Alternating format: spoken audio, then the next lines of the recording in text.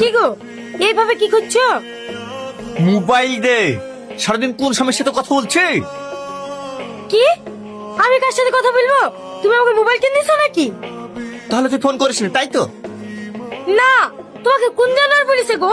সে খাসি মুক্তি রক্তেছে মরতে পারে না, রাস্তায় অ্যাক্সিডেন্ট হয় না। খাসিরা কোথাকার আমার জান জীবন জলে পুড়ে ছারখার করে দিল।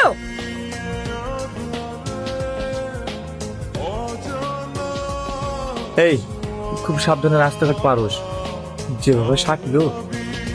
সাপলে তো কি হয়েছে? আমি তোকে সত্যি কথাই বলেছি। তাহলে অ্যাক্সিডেন্ট থেকে বেঁচে গেলি? যা বাইর যা। এটা নিয়ে বল। এটা এক্ষুনি দেখে আসনু, ভাবি আবার ফোনে কথা বলছে।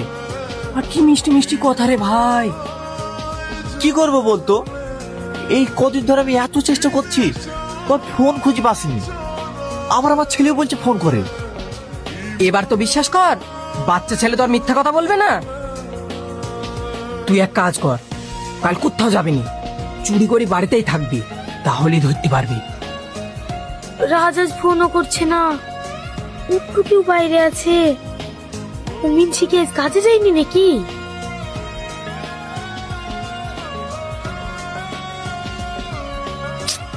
ঝাঁকাটা আবার এখানে কে রাখলো?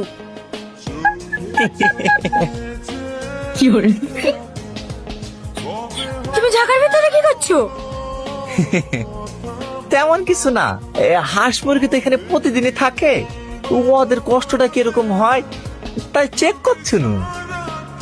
আমি সব বুঝি, তুমি আমাকে সন্দেহ করো। আমার ফোন ধরে লেগে এখানে লুকিয়ে আসো। তোমার যদি অতই সন্দেহ হয় আমাকে ডিভোর্স দিয়ে দাও না। কথাটা তুই খারাপ বলিস নি, তা দিলেও হয়। যা বলবো জোরে বলো, বিড়বিড় করো না। বেলা হয়ে গেছে, খাবার কর। আমি ঘরে গিয়ে একটু ঘুমাই গিয়ে।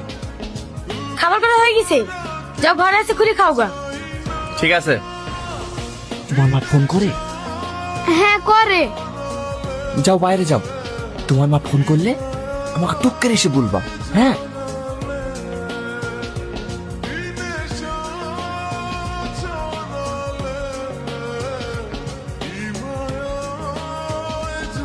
ইয়াকে টাইট করতে গিয়ে তো আমি টাইট হয়ে গেল।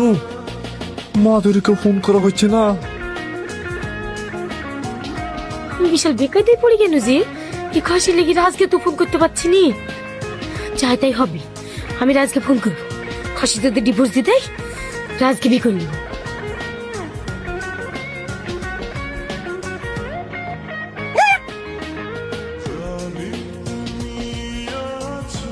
মাধুরী ফোন করছে, জানো তো দেখে যাবে না তো?